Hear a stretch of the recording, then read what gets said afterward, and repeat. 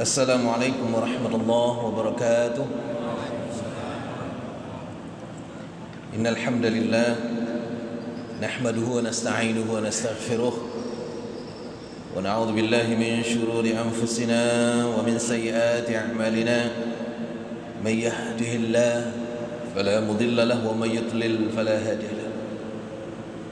Allahumma salli wa sallim ala sayyidina Muhammadin wa ala alihi wa sahbihi wa man tabi'ahu ila yaumil qiyamah.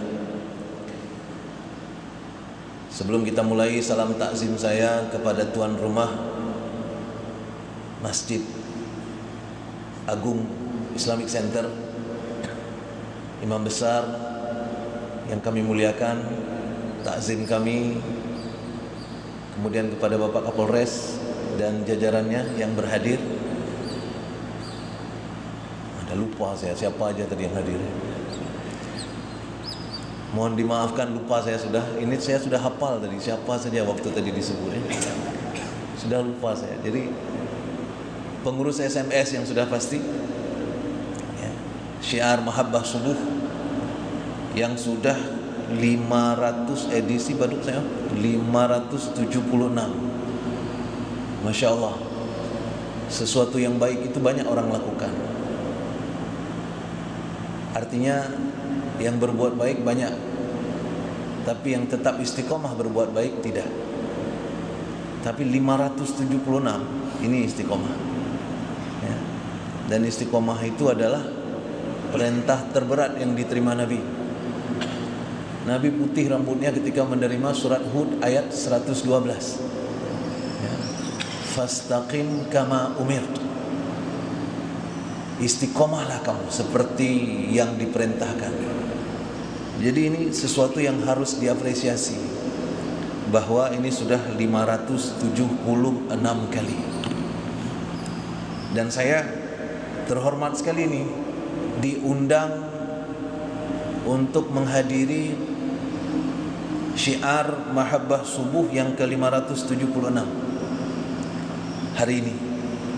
Meskipun tadi ada cerita kebetulan karena saya pulang kampung dan sebagainya ya. Tapi sering saya pulang kampung, nggak ada yang undang ya.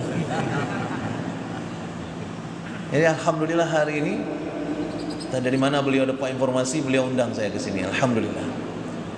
Sidang jemaah yang dirahmati Allah Subhanahu wa taala, biasanya kalau diundang ada dititip tema khusus. Ini nggak ada. Tapi kalau dari bacaan imam tadi kayaknya kita pahami yang mau dibahas adalah al-hajju ashhurum ma'lumat ya. Tapi yakin saya sudah ramai orang bahas haji. Karena itu kita cari sesuatu yang agak beda saja, insyaallah. Saya pernah diundang dulu oleh sebuah SMA hebat di Banda Aceh, di Aceh. Salah satu SMA hebat di Aceh. Jadi gurunya yang mengundang saya itu berkata begini, Ustaz, mohon datang ke sekolah kami. Anak-anak kami ini, siswa-siswa kami ini sebenarnya hebat-hebat. Mampu dia menembus ITB, UI, apalagi yang hebat, ITS, dan seterusnya ya, yang hebat-hebat. Bahkan mereka mampu untuk menembus universitas luar negeri. Tapi Ustaz, mereka enggak pede. Mereka enggak percaya diri. Tolong Ustaz datang, Ustaz kasih materi supaya tumbuh mereka punya percaya diri. Boleh Ustaz? Boleh, saya bilang. Saya pun datang. Dikumpulkan siswa semuanya di aula, ramai sekali siswa, dan para guru dan kepala sekolah duduk di belakang di atas sofa. Termasuk guru yang mengundang saya duduk di sofa. Setelah mukadimah, hal pertama yang saya ucapkan adalah, saya hari ini diundang oleh guru kalian untuk membuat kalian percaya diri. Saya ingin sampaikan pertama bahwa dalam Islam percaya diri hukumnya haram. Guru yang undang langsung menoleh kawannya. Mungkin dalam pikirannya, tak salah undang dia. Percaya diri dalam Islam haram hukumnya. Kenapa haram? Karena sidang jemaah yang dirahmati Allah Subhanahu wa taala, Islam itu menyuruh kita untuk percaya kepada Allah, bukan percaya kepada diri sendiri. Memang rasa percaya itu diinstal oleh Islam ke dalam hati kita. Dalam bahasa Islam itu disebut dengan iman. Iman itulah percaya. Ya. Tapi kalau kita lihat rukun iman, ada 6 rukun iman, nggak ada rasa percaya diri di situ. Ya. Apa isi rukun iman? Percaya kepada Allah, malaikat, Rasul, kitab, akhirat, qada dan qadar. Nggak ada percaya diri di situ. Itu sebabnya sidang jemaah yang dirahmati Allah Subhanahu wa taala, percaya diri itu haram. Tapi waktu itu saya bilang sama gurunya, tapi ibu jangan marah dulu, simak sampai habis, ya. Insyaallah nanti sampai akhir kita akan dapatkan kesimpulannya. Bapak Ibu sidang jemaah Jumat, di sidang jemaah subuh yang dirahmati Allah Subhanahu wa taala, kita di dalam Islam ini juga sebenarnya penentu masuk surga itu juga rasa percaya tadi. Maka kata Rasul sallallahu alaihi wasallam, yakhruju minan nar, akan dikeluarkan dari neraka siapa mereka? Man kana fi qalbihi mithqala dzarratin min iman. Ya. Akan dikeluarkan dari neraka siapa saja orang yang di dalam hatinya tersisa sedikit saja iman, rasa percaya. Tapi percaya kepada apa? Seperti yang kita sebutkan tadi, percaya kepada Allah, percaya kepada malaikat, percaya kepada dan seterusnya dan seterusnya. Bukan percaya diri. Bukan percaya diri. Nah, sidang jemaah yang dirahmati Allah Subhanahu wa taala, kenapa harus demikian? Karena ternyata diri kita tidak pantas dipercaya. Diri kita kotor. Pikiran-pikiran aneh sering masuk ke dalam. Kita punya nafsu. Nabi Yusuf alaihi salam ketika digoda oleh istrinya Al-Aziz, kira-kira Nabi Yusuf mau apa enggak waktu itu? Mau apa enggak? Enggak. Al-Quran bilang mau. Kata Al-Quran, walaqad hammat bihi wa hamma biha. Sungguh perempuan itu berhasrat untuk Yusuf, Yusuf pun berhasrat untuk perempuan itu. Itu ada dalam Al-Quran, surah Yusuf. Baru kemudian sambungannya adalah Yusuf melihat tanda dari Tuhannya. Dan itulah yang membuat Yusuf lari ke pintu, ditarik dari belakang, sobek baju. Kan itu yang kita tahu cerita, ya kan? Padahal awalnya ketika digoda Yusuf oke. Yusuf oke. Kenapa Yusuf oke? Karena Yusuf sendiri kemudian mengungkapkan di dalam surah Yusuf juga di ayat yang lainnya, wa ma ubarri'un nafs. Aku tidak bisa memisahkan diriku dari nafsu. Innan nafsa la'ammaratun bisu. Dan nafsu itu selalu menyuruh kepada maksiat. Illa, kecuali ma rahima rabbi, kecuali bagian nafsu yang diberi rahmat oleh Tuhanku. Inna rabbi ghafurur rahim. Dan Tuhanku itu maha pengampun lagi maha penyayang. Nah, sidang jemaah yang dirahmati Allah Subhanahu wa taala, dari sini kita bisa belajar bahwa kalau kita terlalu percaya kepada diri sendiri, maka kita akan dibawa oleh nafsu kita. Maka nggak boleh percaya pada diri. Itu sebabnya tidak ada dalam rukun iman. Maka kita harus percaya kepada Allah. Kalau Allah bilang jangan, ya jangan. Jangan percaya kepada diri. Jadi jangan bilang aku mengikuti apa kata hatiku. Siapa yang jamin kata hatimu itu benar? Dan Yusuf mengakuinya. Wa ma ubarri'un nafs. Muhammad sallallahu alaihi wasallam juga mengakuinya. Apa kata Muhammad sallallahu alaihi wasallam? La takilni ila nafsi tarfata aini, kata Muhammad sallallahu alaihi wasallam. Ya Allah, jangan biarkan aku sendirian dengan nafsuku walaupun sekedip mata saja. Kenapa? Sekedip mata engkau biarkan, sekedip mata aku sesat. Sekedip mata engkau biarkan, sekedip mata aku sesat. Itu sebabnya sidang jamaah yang dirahmati Allah Subhanahu wa taala, penting sekali rasa percaya kepada Allah tadi. Makin kita percaya kepada Allah, makin dekat kita dengan Allah Subhanahu wa taala. Dan dekat dengan Allah beda dengan dekat sama pejabat.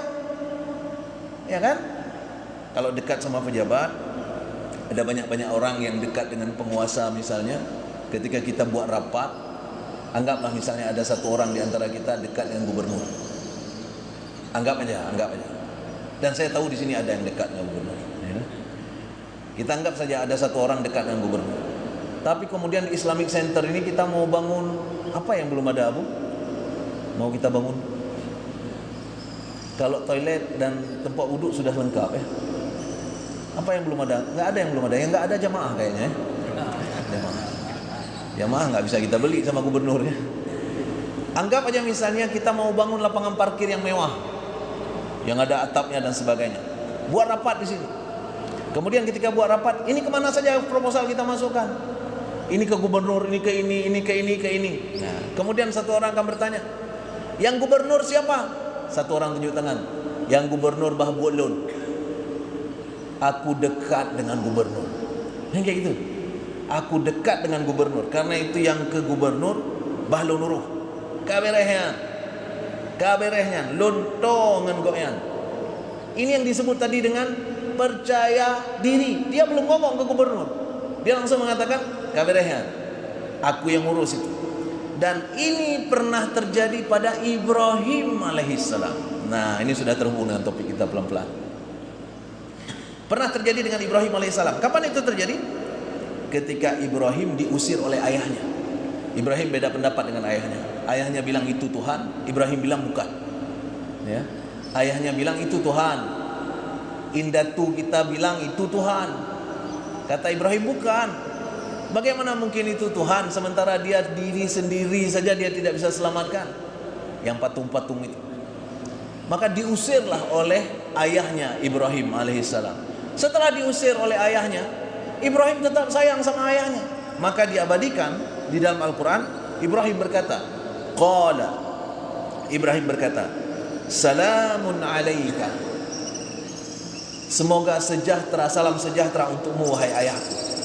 Kemudian kata Ibrahim, Sa'astaghfiru laka. Aku akan memohon ampun untukmu, Rabbi, kepada Tuhanku.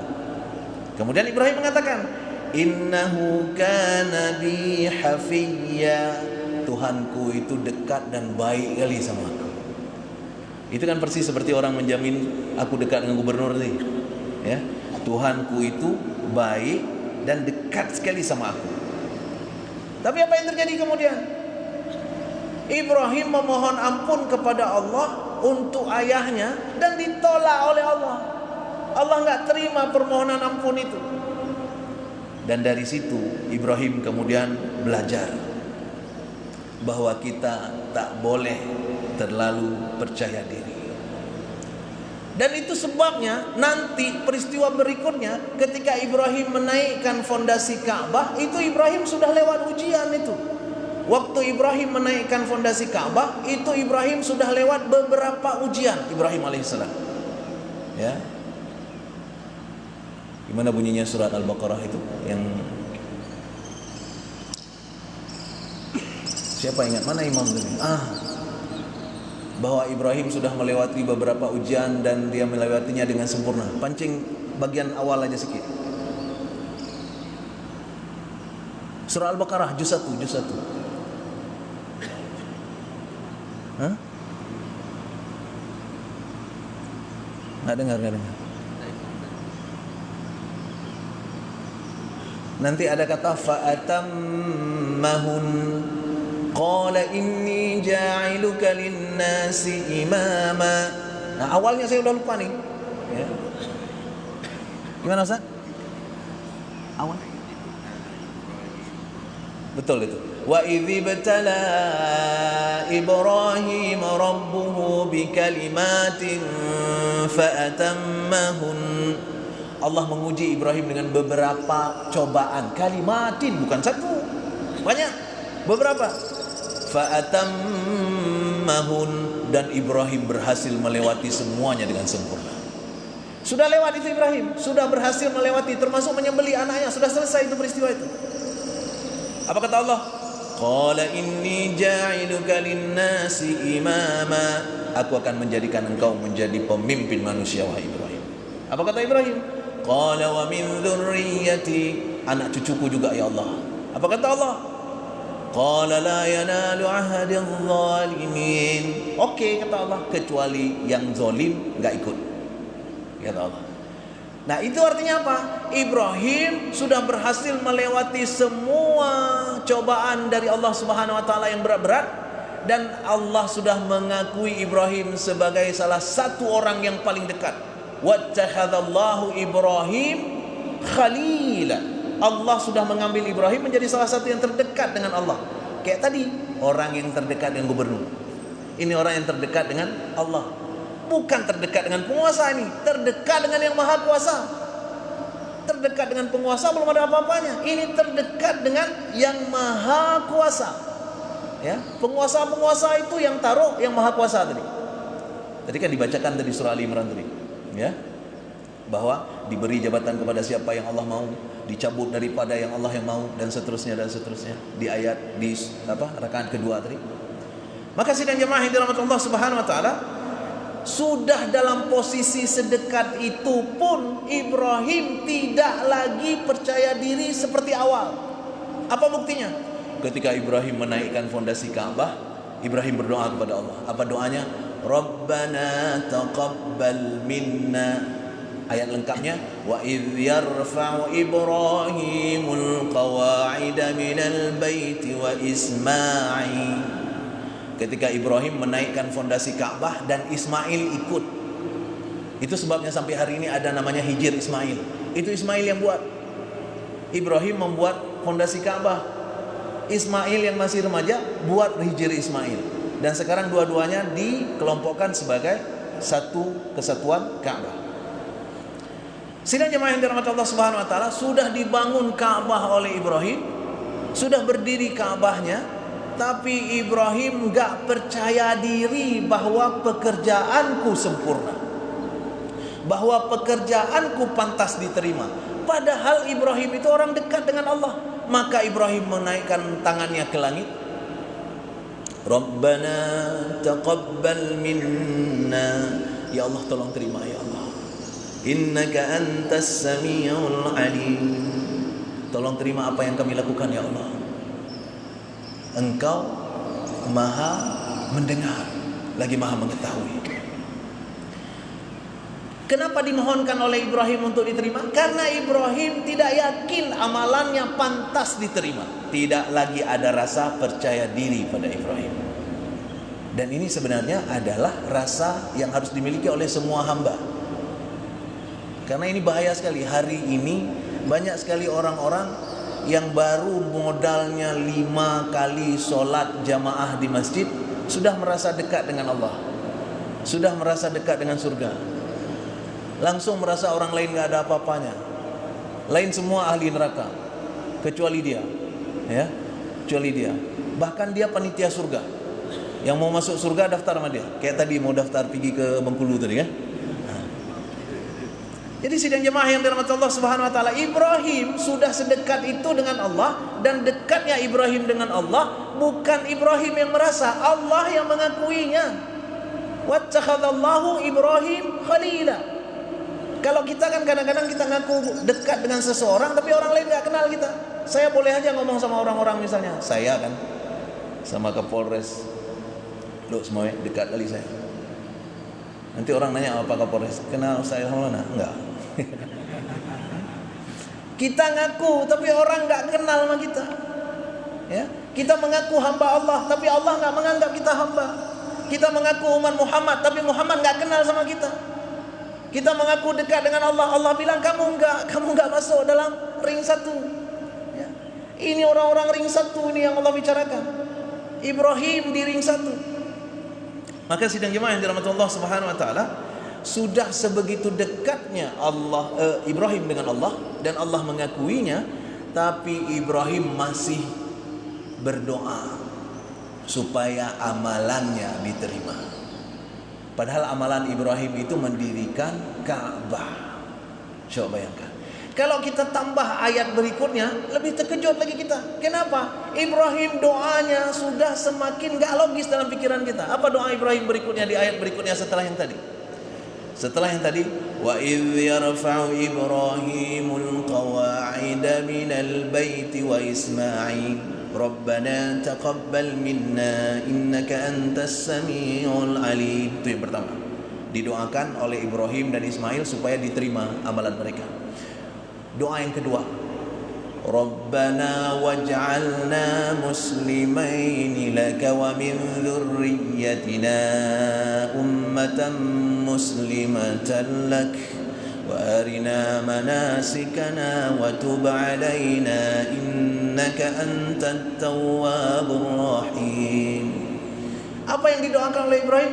Ya Allah, tolong ya Allah, jadikan kami seumur hidup kami Islam. Kebayang gak sama kita? Pernah gak kita berdoa kepada Allah supaya dijaga tetap dalam Islam? Hari ini karena kita sudah sering sekali sholat jamaah di masjid, merasa sampai akhir hayat seolah-olah kita akan Islam. Padahal besok pagi kalau kita bangun, siapa yang bisa menjamin kita masih Islam? Bisa jadi bangun besok pagi sudah murtad kita. Tahap apa yang kita mimpi waktu kita tidur, bangun-bangun sudah keluar kita dari agama. Nggak kebayang sama kita. Ibrahim berdoa untuk itu. Siapa Ibrahim? Dekat sekali dengan Allah, tapi masih berdoa kepada Allah, ya Allah, jadikan kami berdua ini Islam, orang yang menyerahkan diri kepada Engkau. Anak cucu kami juga demikian. Ini menunjukkan Ibrahim tidak percaya diri bahwa dia besok akan masih Islam. Aku tidak yakin besok akan bisa Islam dengan kekuatanku sendiri. Tolong aku ya Allah. Itu dia. Tolong ya Allah. Lagi-lagi PD sidang jamaah yang dirahmati Allah SWT. Ibrahim alaihissalam menyerahkan semuanya kepada Allah, berdoa kepada Allah Subhanahu wa taala. Dan itu bukan Ibrahim saja, nanti Ismail gitu juga.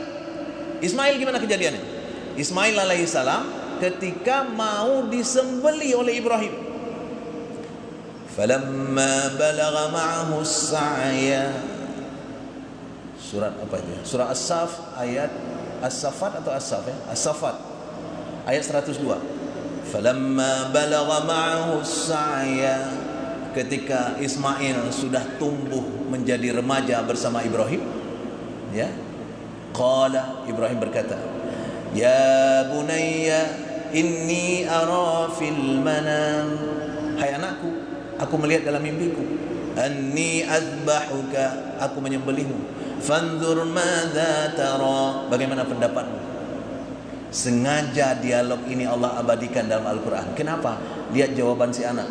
Kata si anak, qala ya abati if'al ma tu'mar satajiduni insya'allahu minas sabirin.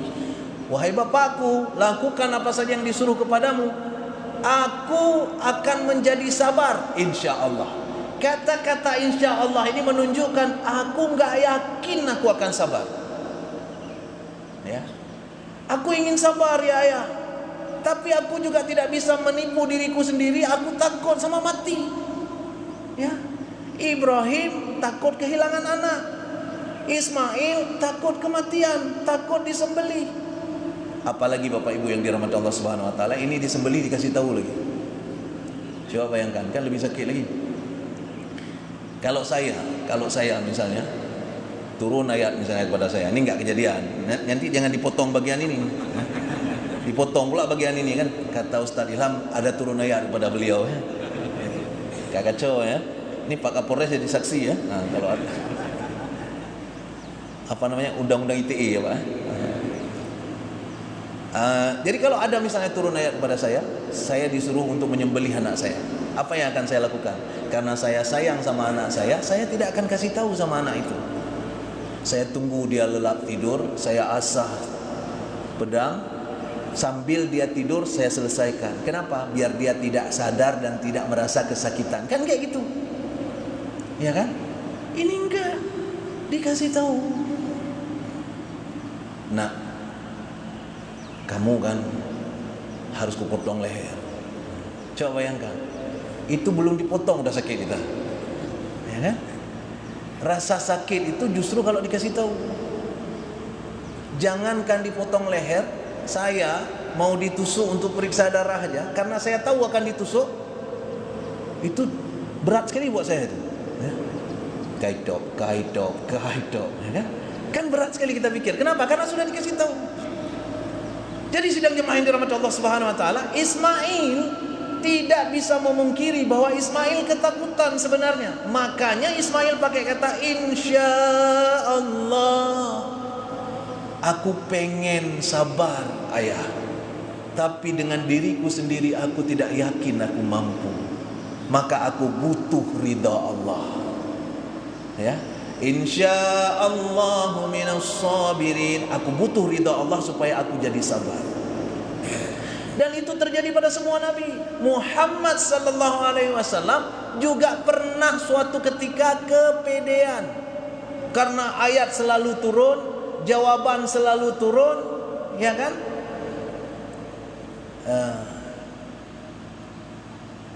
Wala ji'naka bimathalin illa. Selalu saya lupa di awal. Kalau saya ulang dari pertama ayat kan lama kali habisnya, ya. Surat Al-Furqan itu yang berbunyi kira-kira, tidak ada satu masalah pun yang dihadapkan kepada engkau ya Muhammad, ya, illa ji'naka bil haqqi wa ahsana tafsira, kecuali selalu ada jawabannya yang akan kami kirimkan dan bahkan tafsirnya kami kirimkan juga, kata Allah Subhanahu wa taala, ya. Itu sebabnya Muhammad sallallahu alaihi wasallam setiap saat ada orang bertanya, Muhammad tidak langsung menjawab, tunggu ayat turun, tunggu jawaban turun, dan selalu jawaban turun. Maka dengan kondisi yang seperti itu, Muhammad sallallahu alaihi wasallam jadi pede. Setiap ada masalah, jawaban akan turun. Jawaban akan turun. Maka ketika datang orang-orang musyrik kepada Muhammad sallallahu alaihi wasallam mempertanyakan 3 hal. Kalau engkau betul-betul nabi, ceritakan kepada kami siapa, bagaimana ceritanya sekelompok pemuda yang berlari ke dalam sebuah gua dan bersembunyi di sana untuk menyelamatkan iman mereka.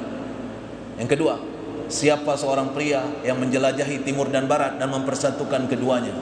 Yang ketiga, di mana letak ruh. 3 hal. Mereka diajari oleh rahib Yahudi. Ya. Apa kata Muhammad sallallahu alaihi wasallam? Besok aku jawab. Besok aku jawab. Kenapa besok aku jawab? Karena Muhammad sallallahu alaihi wasallam pede, nanti malam datang jawaban. Enggak datang jawaban. Besoknya datang lagi mereka, kiban Muhammad karena jawaban. Terpaksa Muhammad mengatakan kembali, besok aku jawab. Belum ada jawaban. 3 kali berturut-turut, besok aku jawab. Sampai akhirnya turun ayat bukan jawaban, tapi teguran. Ya, apa tegurannya? Jangan mengatakan inni fa'ilu ghada. Jangan mengatakan aku akan lakukan ini besok. Illa ayyasha Allah, kecuali masukkan di dalamnya kalau Allah mengizinkan aku akan buat itu besok. Kenapa? Kalian sebagai hamba tak pantas percaya diri untuk menentukan apa yang terjadi di masa depan. Seorang nabi sekalipun, seorang rasul sekalipun, yang dekat dengan Allah sekalipun, maka Rasul Muhammad SAW kena tegur dari Allah karena tidak mengucapkan insya Allah. Tapi ini insya Allahnya orang Islam, bukan insya Allah wa ta'ala. Kalau insya Allah wa ta'ala kan kayak tadi ada walimatul ursh. Tadi walimatul ursh apa walimatul safar? Yang diumumkan tadi walimatul ursh, ya. Ada walimatul ursh Sabtu depan, kita semua mohon datang. Kalau ditanya satu persatu, nejak untuk apa? Insya Allah. Lamati dah, hana aku jahat. Memang kata rencana hana tu jahat. Memang kita sudah rencana enggak datang. Itu insya Allah, ya kan? Jadi bukan insya Allah Aceh, insya Allah orang Islam, ya. Orang Aceh yang Islam insya Allahnya insya Allah, ya. Insya Allah, insya Allah. Maka sidang jemaah yang dirahmati Allah Subhanahu Wa Taala, itu sebabnya Tak boleh seorang hamba itu naik percaya dirinya sehingga muncullah kesombongan. Dan kesombongan terburuk bukan sombong karena jabatan, bukan sombong karena kekuasaan, bukan sombong karena kekayaan, justru sombong karena ketaatan. Merasa diri paling taat, merasa diri paling soleh, merasa diri paling dekat dengan surga, paling dekat dengan Allah dan sebagainya, sehingga melihat orang-orang lain sebenarnya hana, ya, nyansang ahli neraka, ya. Dan ini bukan saja yang kita ceritakan pada Nabi Ibrahim dan Muhammad SAW saja. Pada orang-orang soleh yang lainnya juga diceritakan di dalam Al-Quran. Kejadiannya, semangat yang mereka punya seperti itu. Muhammad SAW, doa yang paling sering beliau baca. Apa doa yang paling sering beliau baca? Allahumma ya muqallibal qulub, tsabbit qalbi ala dinik. Wahai Allah, Tuhan yang maha membolak-balikkan hati, tetapkan hatiku ya Allah dalam agama. Pertanyaan, kok Muhammad masih bicara meminta ditetapkan hati? Kan Muhammad Rasul, sudah dijamin masuk surga, sudah dijamin bebas dari neraka. Kok masih bicara minta supaya ditetapkan hati? Persis seperti permintaan Ibrahim tadi. Rabbana waj'alna muslim, jadikan kami orang yang berserah diri.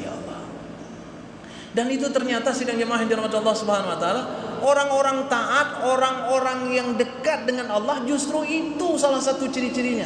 Dia tidak merasa sombong, makin dekat dengan Allah, makin merasa dia hina. Itu sebabnya disebut dengan din.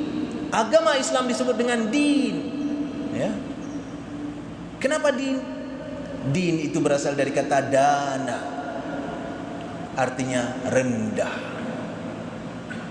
Makanya kalau dalam suatu kepanitiaan, itu seksi yang paling rendah adalah seksi dana. Kalau orang yang di dalam pikirannya peng aja dana aja, itu orang rendahan. Ya. Din itu artinya rendah. Agama itu artinya rendah. Din artinya rendah. Apa maknanya? Ini adalah media untuk kita merendahkan diri di hadapan Allah Subhanahu wa taala. Itulah din.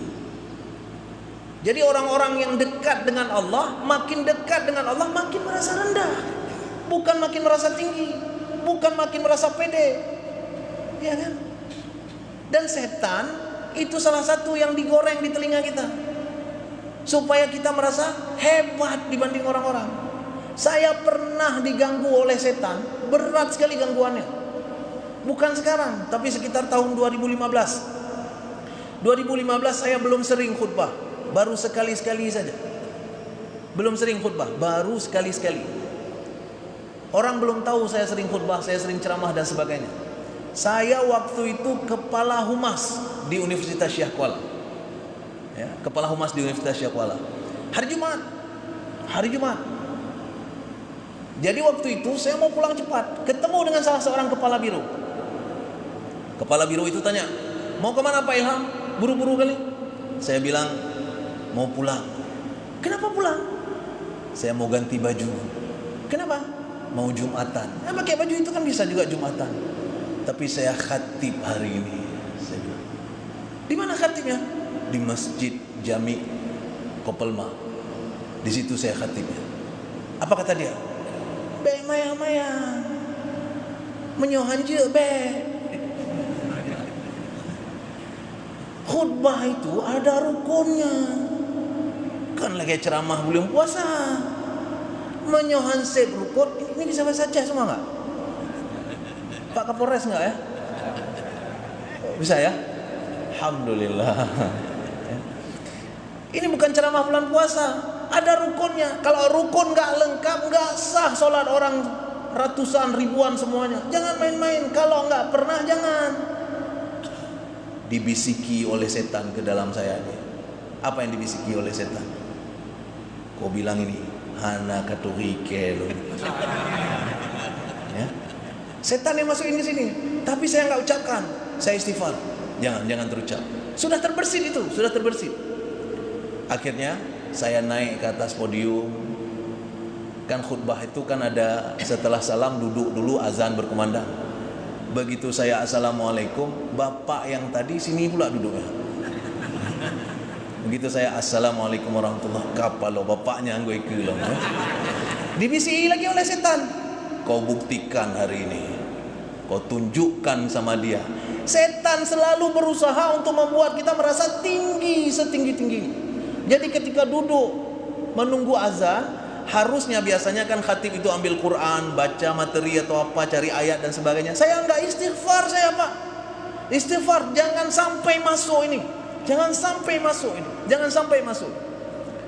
Dan alhamdulillah waktu itu kata orang khutbahnya bagus. Kata orang khutbahnya bagus. Bapak itu setelah sholat Jumat datang ke saya, salaman dia. Nyangka aku patih. Muncul lagi setan. Apa kata setan? Baru tahu kau kan. Itu dia.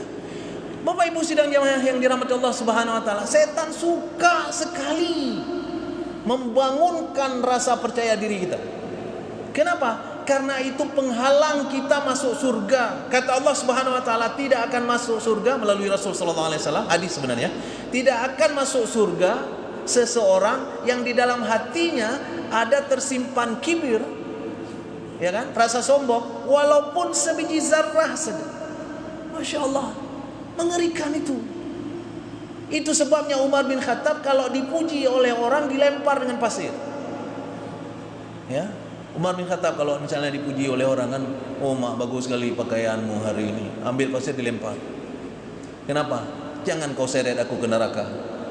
Itu kata Umar bin Khattab. Nah, saya juga kayak gitu nih. Kalau misalnya nih setelah ceramah nih, enggak tak ceramah orang, saya ambil pasir. Tapi nggak ada pasir di sini. Ya. Maka sidang jemaah yang dirahmati Allah Subhanahu wa taala, bahaya sekali ini.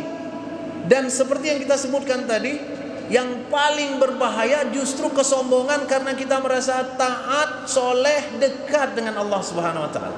Apa kata Al-Qur'an? Apa gambaran Al-Qur'an untuk orang-orang yang soleh, orang-orang yang dekat dengan Allah? Salah satunya ada di surat As-Sajdah yang kita sering baca di subuh Jumat pas bangun dari sujud tilawah. Apa kita baca? Tatajafa junubuhum 'anil madaji' yad'una rabbahum khawfan wa tama'an wa mimma razaqnahum yunfiqun. Apa artinya itu? Lambung mereka jauh dari tempat tidur. Artinya apa? Mereka tidak banyak tidur kalau malam, tapi lebih banyak tahajudnya. Kalau orang yang sudah sholat tahajud rajin, itu nggak usah tanya sholat subuhnya, nggak usah tanya sholat zuhurnya.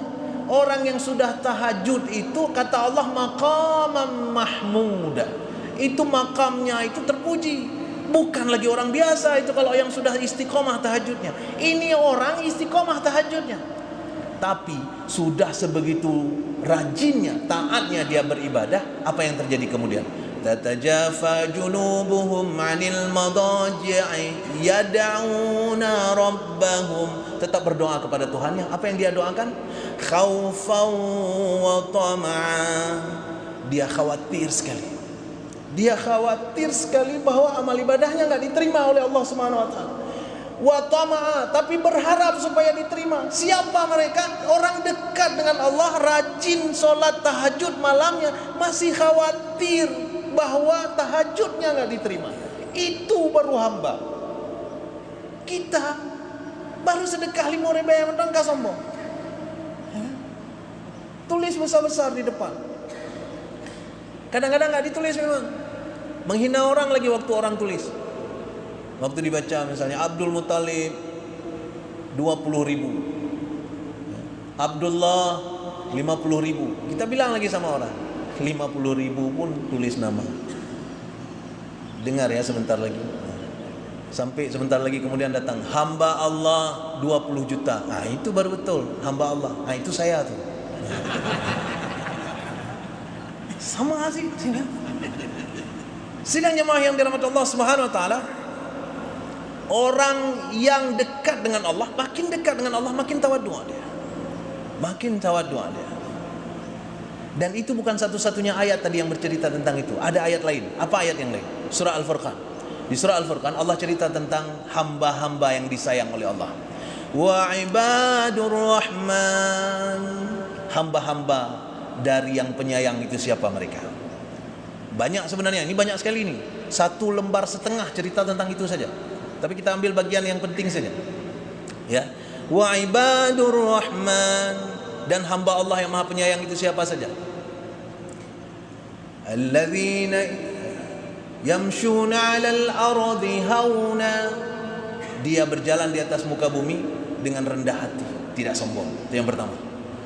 Wa idza khatabahumul jahiluna qalu salama, ketemu dengan orang-orang jahil yang suka berdebat, ngata-ngatain dia macam-macam, apakah dia berdebat, dia membalas? Enggak, dia mengucapkan salam kepada mereka. Qalu salama. Walladzina yabituna lirabbihim sujjadan wa qiyama, malam harinya dia habiskan untuk berdiri dan sujud di hadapan Tuhannya. Apalagi tahajud lagi. Tahajud, ya. Apalagi kemudian walladzina yaquluna rabbana srif 'anna 'adzab jahannam. Sudah sebegitu hebatnya dia. Coba lihat tadi, dia berjalan tidak sombong, dikata-katai oleh orang, dia tidak berkeinginan untuk membalas, bahkan mendoakan orang itu. Dia rajin tahajud ketika malam, tapi doanya apa doanya? Rabbana srif 'anna 'adzab jahannam. Ya Allah, tolong ya Allah, selamatkan aku dari neraka jahanam. Kenapa minta yang seperti itu? Berarti dia khawatir masuk ke situ. Ibu bapak tahu jahanam itu gimana? Jahanam itu adalah neraka yang kalau masuk nggak keluar. Itu jahanam. Yang masuk ke situ cuma orang kafir sama orang munafik. Orang Islam nggak masuk.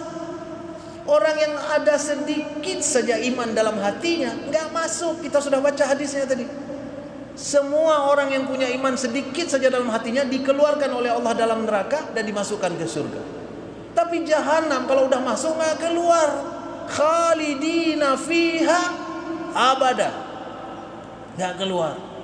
Tapi ini orang sudah sebegitu hebatnya dia beribadah, dia masih merasa aku cocok masuk jahanam. Aku cocok masuk jahanam. Karena itu dia minta sama Allah, ya Allah, selamatkan aku dari neraka jahanam. Seolah-olah jahanam itu sudah mengancam dia, sudah dekat sekali dia dengan jahanam. Siapa dia? Dia ahli tahajud, dia orang tidak sombong, luar biasa. Maka sidang jemaah yang dirahmati Allah Subhanahu wa taala, ini pembelajaran bagus untuk kita. Sudah syuruk nih. Jadi kita habiskan saja. Kita ambil kesimpulannya. Pembelajaran bagus untuk kita bahwa Allah menyebutkan yang berhak takabur cuma Allah saja. Maka di bulan-bulan Zulhijjah ini apa yang disuruh kita lakukan? Tadi kita lakukan langsung setelah sholat. Apa itu? Allahu Akbar, Allahu Akbar. Apa artinya? Allah lah yang maha besar, kita enggak. Allah lah yang maha besar, kita enggak. Di akhir saya ingin cerita sedikit saja. Seorang petinju hebat, Muhammad Ali. Kalau saya lihat dari umurnya ini semua kenal Muhammad Ali. Ya, anak-anak sekarang nggak kenal Muhammad Ali. Muhammad Ali. Muhammad Ali petinju hebat. Muhammad Ali itu dia sebelum bertinju dia sering diwawancarai oleh wartawan, dan setiap saat diwawancarai dia langsung mengatakan aku KO kan dia ronde kedua.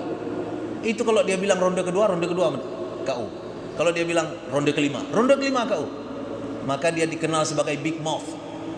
Gaya gahaba, ya. Besar mulut. Kenapa? Karena dia kalau ngomong sesumbarnya luar biasa. Tapi apa yang dia sesumbarkan selalu kejadian. Kalau dia bilang aku pukul dia ronde ke-10, itu sebelum ronde ke-10 dia main-main dulu, dia nari-nari dulu macam-macam tuh. Ronde ke-10 ipoh dan KO. Itu Muhammad Ali. Sehingga waktu itu apa kata-kata dia yang paling terkenal? I am the greatest. I am the greatest. I am the greatest. Aku adalah yang paling besar. Aku adalah yang paling hebat. Aku yang paling hebat, aku yang paling besar. Itu kata Muhammad Ali.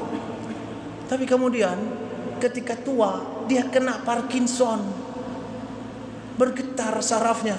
bukan saja jarinya, lidah-lidahnya bergetar. Sehingga jangankan untuk memegang sesuatu, untuk memukul orang, untuk bicara saja dia kesulitan. Bicara saja kesulitan. Saat itulah dia sadar, aku tidak ada apa-apanya. Aku bukan orang besar. Baru satu saraf saja diginiin oleh Allah, kayak gini jadinya aku. Maka ketika dia ke Mekah, ditanya oleh salah seorang imam, what is the most beautiful thing happen in your life? Apa yang paling indah yang terjadi dalam hidupmu? Apa kata dia? The most beautiful thing happen in my life is this disease. Yang paling indah yang datang ke dalam hidupku adalah penyakit ini. Penyakit ini, penyakit Parkinson ini. Ditanya sama imam ini, why? Kenapa? Because, bahasa Inggris ya. Kenapa? Kenapa ini yang paling indah? Kata Muhammad Ali, karena sebelum penyakit ini datang, aku merasa aku paling besar. Tapi setelah penyakit ini datang, aku jadi sadar aku tidak ada apa-apanya. Allah lah yang maha besar. It's not me the greatest, it is Allah. Allah is the greatest. Itulah yang kita baca tadi. Allahu Akbar, Allah maha besar. Allahu Akbar, Allah maha besar. Allahu Akbar, Allah maha besar. La ilaha illallah, wallahu akbar. Tidak ada satupun yang sebesar Allah, tidak ada satupun yang pantas kita sembah. Kenapa? Karena dialah yang maha besar. Maka kalau ada orang yang sudah mulai membesar-besarkan dirinya, apapun alasannya, dia menyangka dia menjadi saingan Allah, maka ini adalah Allah murka, karena ini bagian dari kesyirikan. Itu sebabnya sidang jemaah yang dirahmati Allah Subhanahu wa taala. Kita belajar dari Ibrahim alaihissalam, kita belajar dari Muhammad sallallahu alaihi wasallam, kita belajar dari orang-orang mulia yang digambarkan oleh Allah di dalam Al-Qur'an, bahwa semakin dekat orang-orang itu dengan Allah, semakin tawaddu dia, semakin dia merasa rendah. Mudah-mudahan kita semuanya dibimbing, diberi hidayah oleh Allah Subhanahu wa taala untuk selalu berada dalam kondisi merasa diri kita sebagai hamba. Hamba itu hierarki paling rendah, nggak ada yang lebih rendah daripada hamba itu. Sehingga itu yang membuat kita menjadi lebih nyaman untuk hidup, karena Allah maha besar, kita sekecil-kecilnya. Mohon maaf jika ada kekurangan dan kesilapan dalam penyampaian. Subhanakallahumma wa bihamdika, asyhadu an la ilaha illa anta, astaghfiruka wa atubu ilaik. Assalamualaikum warahmatullahi wabarakatuh.